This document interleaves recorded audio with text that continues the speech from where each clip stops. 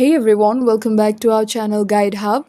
If you already have a Wise account, then let's quickly log in so you can send and receive money in minutes. First, open your web browser and go to wise.com.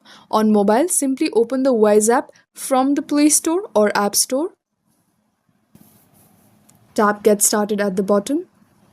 So now, on the Wise homepage, you will see three main options. If you don't already have an account, simply tap register and follow the prompts. But for now, we're trying to log in. And so here are basically two options.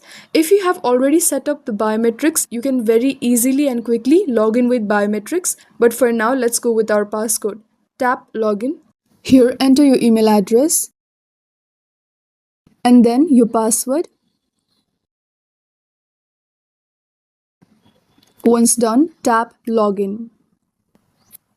As you can see, this is the device with which I registered my account, so it's very easy for me to log in here.